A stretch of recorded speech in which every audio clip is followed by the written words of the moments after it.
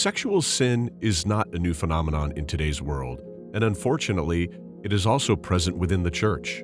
The way sexual sins are glorified in society today may give the impression that it is normal and expected for everyone to engage in such behaviors.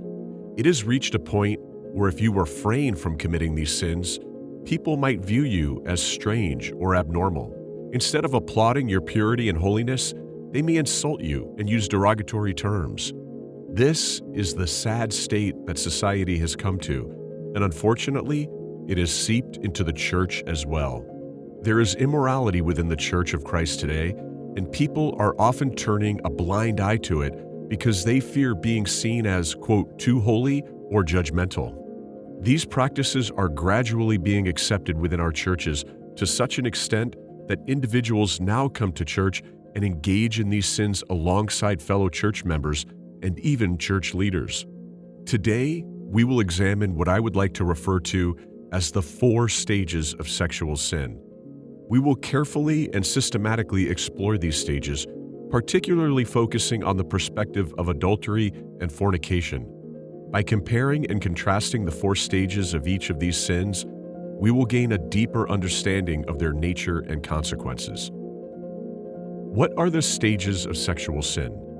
Stage 1, the eyes. I can confidently affirm that all instances of fornication and adultery, in one way or another, originate with the eyes.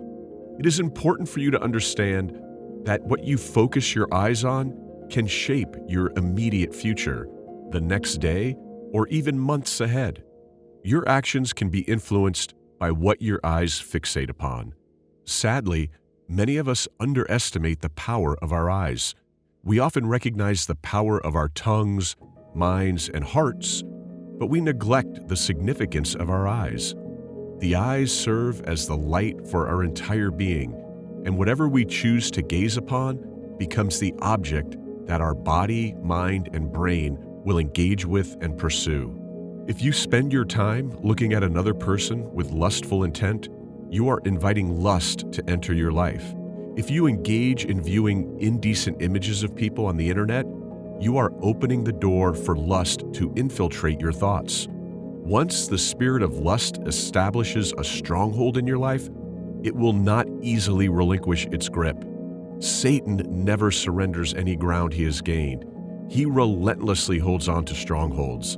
That is why many people secretly struggle with pornography for extended periods, ranging from 5 to 30 years. Once Satan establishes a stronghold, he is unwilling to let go. Jesus instructed to have a ruthless attitude toward sin, a ruthless attitude toward what we watch. Matthew chapter 18, verses 8 through 9.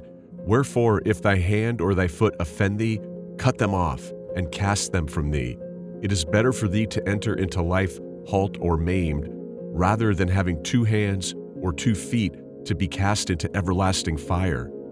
And if thine eye offend thee, pluck it out, and cast it from thee.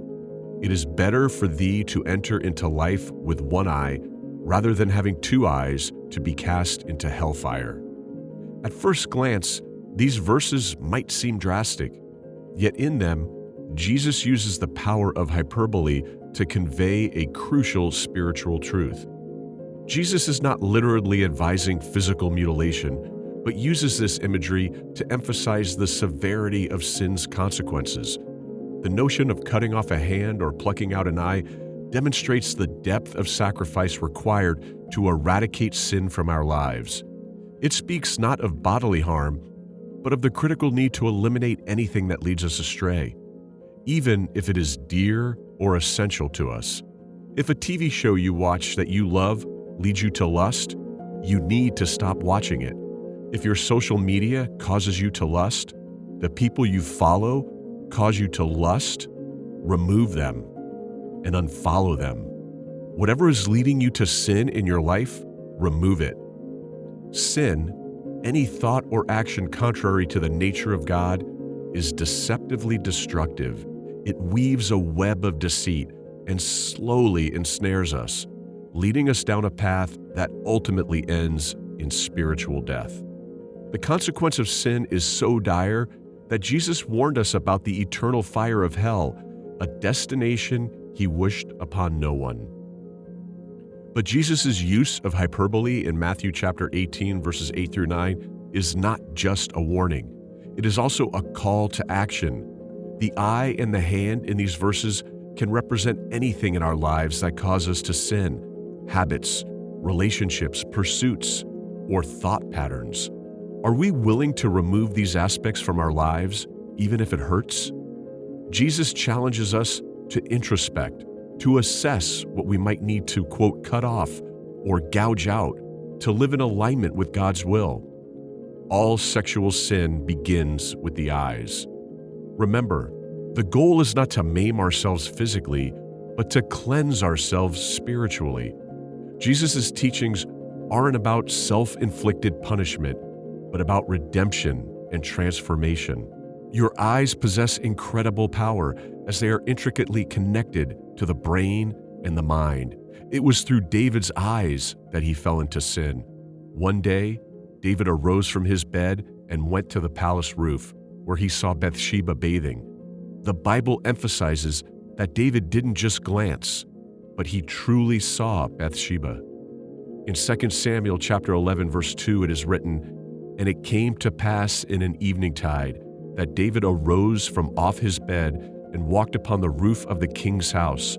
And from the roof he saw a woman washing herself, and the woman was very beautiful to look upon." After David laid eyes on this woman, his mind followed suit and convinced him of her beauty. When the eyes and mind begin to work in harmony, sin starts knocking at the door of one's life. Fornication, adultery, and even masturbation can make their presence felt. I want to ask you, what are you watching? What captures your gaze? Where do you focus your eyes? Are you unknowingly inviting lust into your life? Jesus gave a clear warning that we must pay attention to. In Matthew chapter 5, verses 27 through 28, it is written, "You have heard that it was said by them of old time, 'You shall not commit adultery.' But I say unto you that whosoever looks on a woman to lust after her has committed adultery with her already in his heart." Please understand that you don't have to physically engage in sexual acts to commit adultery. The moment you begin lusting after someone, adultery has already taken place in your heart. The sin David committed didn't begin when he called Bathsheba.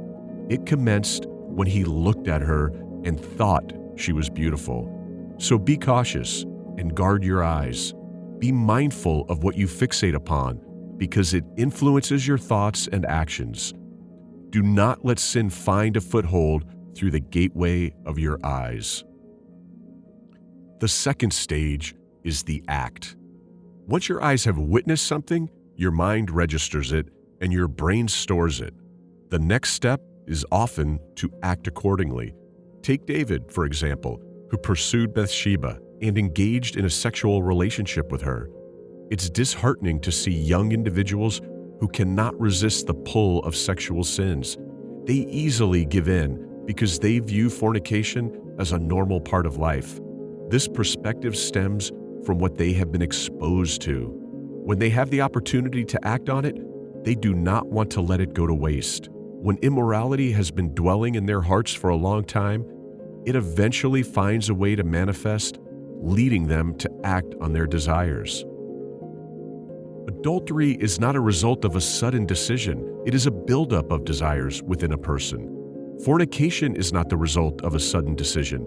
It is a buildup of desires within a person. Fornication has become increasingly prevalent, and people seem to disregard the consequences. The third stage is the invisible stage.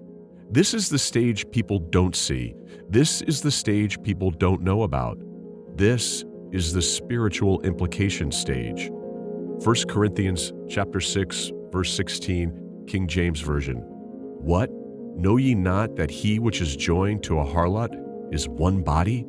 For two, saith he, shall be one flesh. If you engage in adultery or fornication, it is important to understand that you have formed a connection with the person you slept with. The truth about sexual intimacy is that it unites two individuals as one. When you have sexual relations with multiple partners, you are sharing a bond with each person you have been involved with.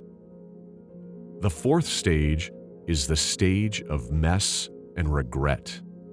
At this stage, several things occur: shame, guilt, addiction, and struggle.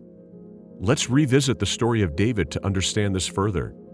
David experienced numerous hardships during this stage.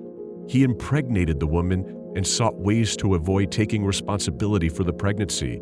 He even had her husband killed, leading to punishment. All these actions brought disgrace to David, and he deeply regretted them. This stage often traps individuals in undesirable situations, such as being stuck in relationships they no longer want to be in. They desire to leave, but find themselves bound to the other person. To successfully fight this battle and emerge victorious, we must put on the full armor of God.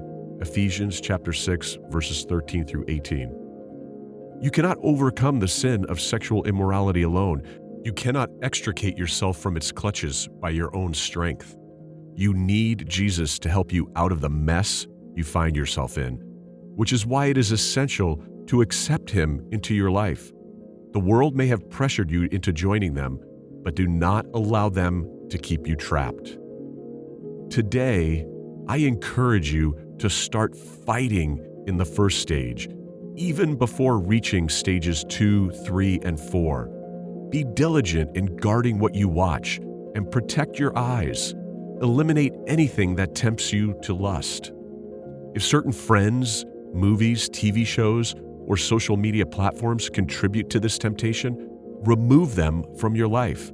Many individuals, greater and stronger than you or me, have fallen into sin because of their eyes.